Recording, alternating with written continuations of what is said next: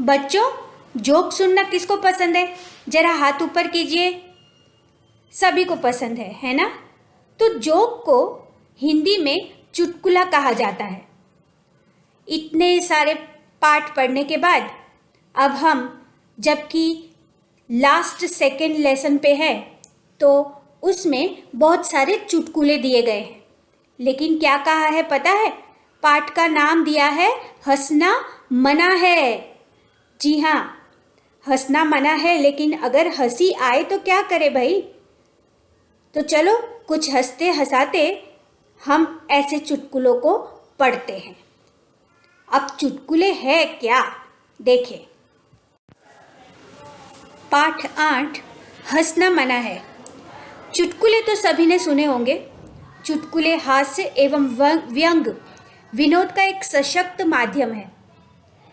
चुटकुले का प्रमुख गुण यह होता है कि उसका स्वरूप बहुत छोटा और संवाद छोटे छोटे होते हैं। चुटकुले पढ़ने और सुनने से हमारा तनाव दूर होता है।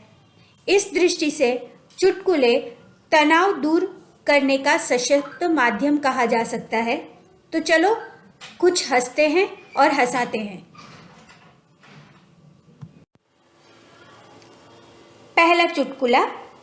एक चूहा हाथी के पास गया और बोला, हाथी दादा, क्या आप मुझे आपकी लुंगी 2 दिन के लिए देते हैं? दोगे?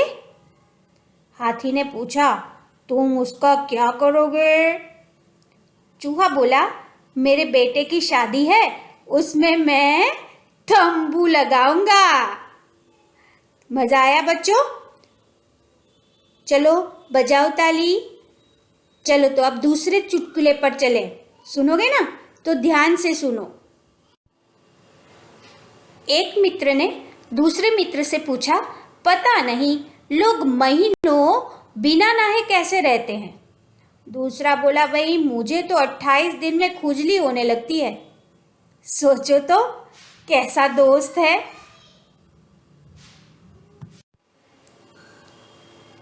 चलो तो तीसरा चुटकुला सुनते हैं। एक ग्राहक दुकानदार से कहता है, आपके पास टूथब्रश है? दुकानदार ने बोला, टूथब्रश तो नहीं है, पेस्ट है। ग्राहक ने बोला, नहीं। अच्छा, आपके पास पाउडर होगा? दुकानदार बोला, पाउडर नहीं है, क्रीम है। क्रीम नहीं चाहिए, ग्राहक ने जवाब दिया। टॉर्च मिलेगी? वह तो कल ही खत्म हो गई, मोमबत्ती है। ग्राहक का अब दिमाग ठनका। उसने कहा, खैर ताला तो होना ही चाहिए। हाँ है, मैं दे दूं? दुकानदार ने पूछा। ग्राहक ने गुस्से से जवाब दिया, जी नहीं, उसे अपनी दुकान पर लगाकर आप घर पर ही आराम कीजिए। मजा आया ना? चलो अगले चुटकुले को सुनते हैं। चुन्नू मन्नू से बोला, जहां ज्यादा बारिश होती है वहां क्या पाया जाता है?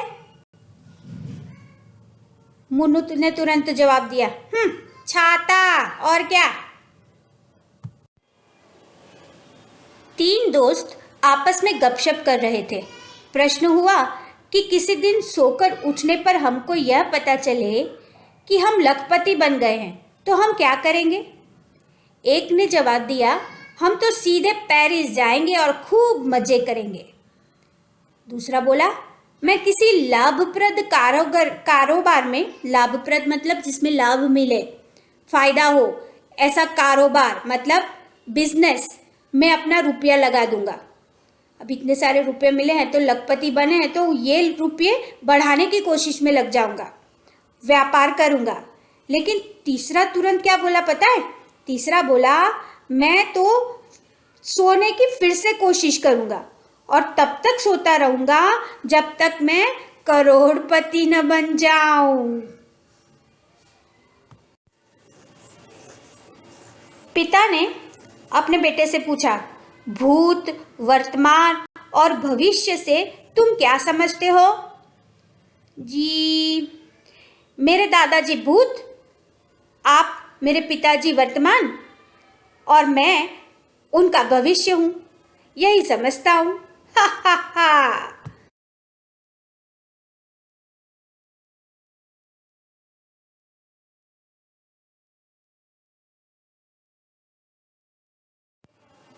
चुन्नू ने कहा, मम्मी से ज़्यादा मुझे पापा का चांटा पसंद है। हैं? क्यों भला? मन्नू ने पूछा। क्योंकि पापा प्रति चांटा 5 रुपये देते हैं। तो देखा बच्चों, 8-9 चुटकुले हमने सुन लिए और पहुंच गए 10वें और आखिरी चुटकुले पर, जो कि हमारी किताब में है। अब पहले के ज़माने में गीत संगीत का एक चित्रहार नाम का एक प्रोग्राम आता था टीवी पर, और हम लोग सब मिलजुल कर बैठकर चित्रहार देखा करते थे। और सबको इतना क्रेज़ था क्योंकि उसमें पिक्चरों के गीत आया करते थे। आजकल की तो सभी चैनलों पर चित्रहार देखने को मिलते हैं। उसका नाम ही चित्रहार इसलिए था क्योंकि वहाँ चित्र का हार गूंथा हुआ। कहने का भाव ये था कि चित्र में से पिक्चरों के गीतों की हार माला हमें देखने को मिलती थी, लेकिन पूरे वीक में, पूरे सप्ताह में एक ही बार यह चित्रहार आया करता था और सबको उसे देखने की बहुत इच्छा रहा करती थी। उन्हीं दिनों की बात है। एक साहब टैक्सी में बैठे और ड्राइवर से बोले, जरा तेज चलो वरना मेरा चित्रहार निकल जाएगा। चित्रहार निकल जाएगा मतलब वो चित्रहार का जो प्रोग्राम है ना, वो निकल जाएगा, मैं देख नहीं पाऊंगा। ड्राइवर क्या बोलता है पता है?